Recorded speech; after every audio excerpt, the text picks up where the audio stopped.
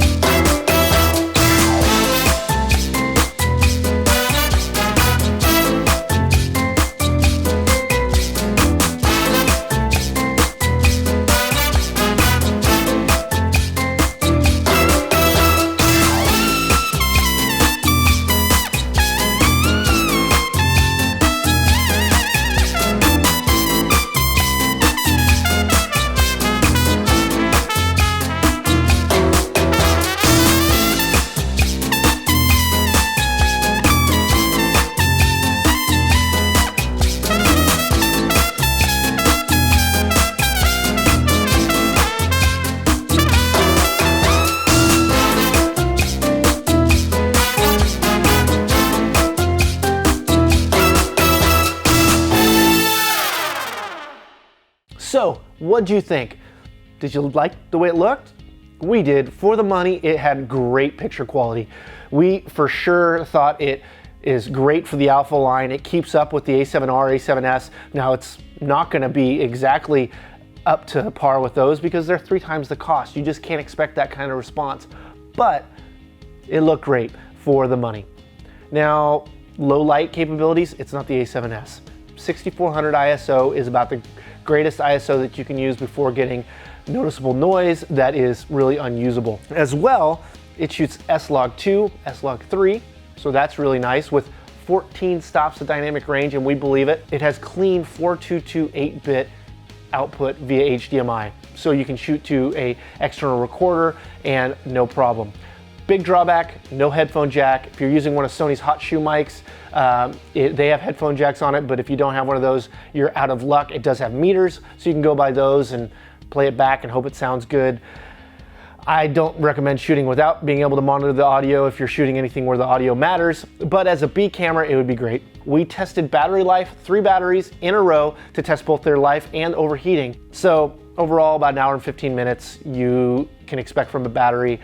Not a world breaker or record breaker or anything, but it's okay.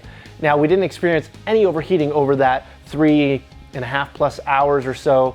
So when did it overheat? Well, it did overheat for us. We got it to overheat, but not in that situation. Later that day, I was shooting out in the sun and it gave me an overheating warning. Well, I was about halfway through a battery. It wasn't necessarily the right time to be doing a real test, so I brought it back to my hotel room. I put it in direct sun and it lasted 24 minutes before overheating. So it will overheat if you're in the direct sun. As well, the viewfinder in the back, the monitor there, it's bad in full sun. If you're out in the sun, you cannot see it. You know, you can see your menu options, you can see your exposure, but as far as seeing the picture, it's just not there. It's bad. It's not good. It just doesn't, it won't work for you. However, The EVF will load the menu in it, so using the EVF you can shoot with it, although it might change your angles.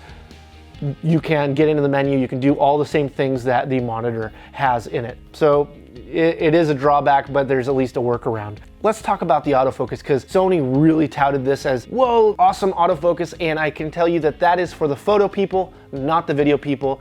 There really isn't anything exciting about the video autofocus. It kind of works. I wouldn't recommend doing autofocus in most every situation. About the only time I'd think about using autofocus is using a gimbal, and even then I might not consider doing it. But you know, if you need to in a pinch, it wasn't bad, but it wasn't good either.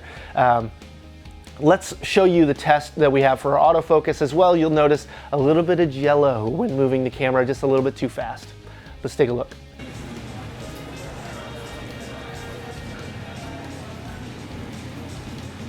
So what did you think of the autofocus? It worked all right. I wouldn't depend on it. In fact, most of the time I wouldn't ever recommend doing autofocus for anything. If you're wanting to tell a story, you should be in control of what's in focus and what is not. So you have that. As well, if you notice, there's quite a bit of jello in with the sensor, so there is quite a bit of rolling shutter. The other thing is if you're not using a lens that has image stabilization or steady shot in it, well, you're gonna have an issue because this camera does not have it. So if you're using one of the new G Master lenses, which are more than the camera themselves, so you're probably not gonna choose that. But if you are, you're gonna have to shoot off a tripod or what have you. Those lenses look beautiful. They definitely have great performance, but with that camera, it's a little bit of an overkill of a lens for that cost of a camera, and the other is, well, you're just gonna have some shaky shots, especially with the 85mm and or the top end of the 24-70. So now for the dynamic range, they tout 14 stops in S-Log. I believe it. It definitely showed that dynamic range. So let's get down to it. Who is this camera for? Who's it not for? And what's its value in the marketplace?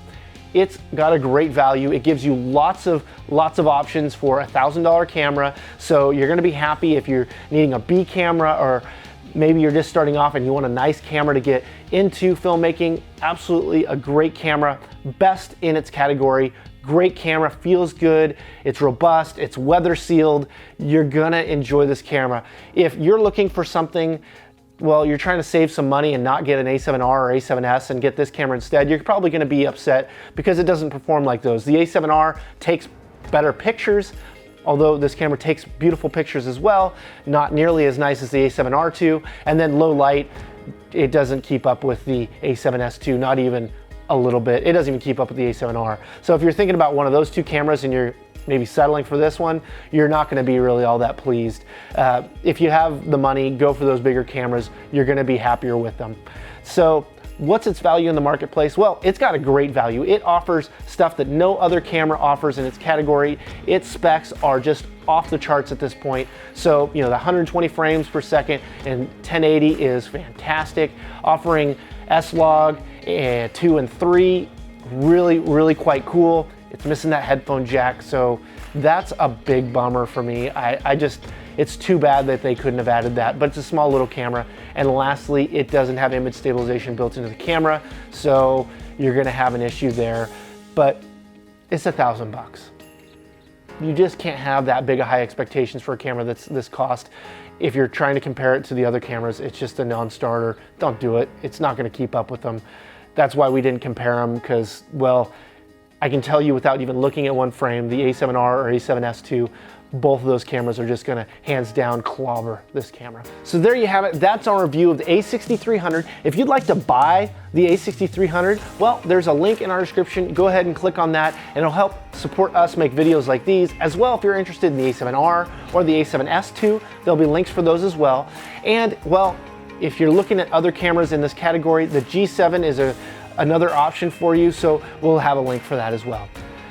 As always, like, share, and comment. We want to know what you think. It's very important to us. And until next time, I've been Chris from Videomaker. Keep doing the hard work that you do.